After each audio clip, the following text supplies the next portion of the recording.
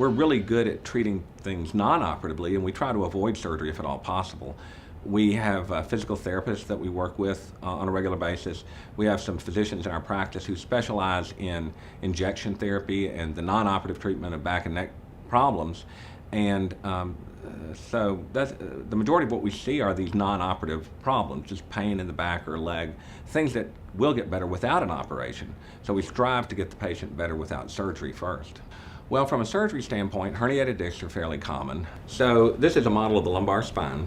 And the lumbar spine consists of 5 individual bones called vertebrae with a disc in between. So this is looking at you from the front, that's from the side, from behind. Spinal cord here, these are the nerves that go down into your legs. What happens with a herniated disc is some of this disc material squirts out and pinches the nerve going down the leg. The term herniated disc, ruptured disc, slip disc, they're all synonymous. They mean the same thing.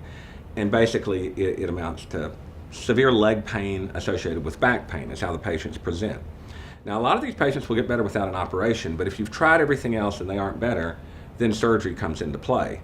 The surgery for this is a relatively simple operation. It involves basically just unpinching the nerve. You make a small incision, remove that part of the disc that's extruded, take the pressure off the nerve, and this can even be done as an outpatient procedure. The cervical spine anatomy is similar to the lumbar spinal anatomy, except that there's 7 vertebrae and everything's smaller here. And again, here's the disc in between the vertebral bodies from the side, base of the skull, spinal cord from behind. And these nerves now go into the arm rather than the leg. A herniated disc up here, though, is treated differently from a lumbar disc because the spinal cord, you cannot retract it in this area. So most of what we do up here is through the front of the neck. We make an anterior approach, and you take the entire disc out back to the part that's extruded, and then you have to put a spacer in its place to keep the disc from collapsing. Again, these patients can sometimes go home the same day of surgery. Another very common operation, especially in patients as they get older, is treatment of spinal stenosis. Now, spinal stenosis is a situation where you get pressure on the nerves, but it's not from a disc herniation.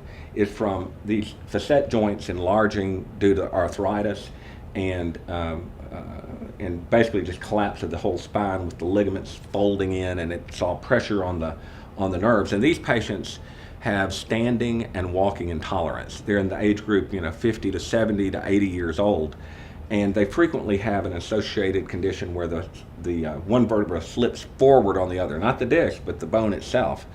And that occurs again because of arthritis in this joint, and it's incompetent. And so in order to treat this condition, you remove the lamina, the entire lamina, which is called a laminectomy, and then you put screws and rods in there to fuse these bones together, which is, a fusion is basically trying to fool the body into thinking that these 2 individual bones are part of one bone that got broken. So the body really does the fusion. We just set it up so that the body will do that. And then we'll put some screws and rods in there. And it's a very successful operation. My partners, Dr. Johnson and Dr. Madigan and I, have all done fellowships in spine surgery, and so our practice is totally devoted to that particular specialty. We spent time after our residency doing spine surgery, and then all we do in our practice is spine surgery, and it's just like anything else in life. You get good at what you do.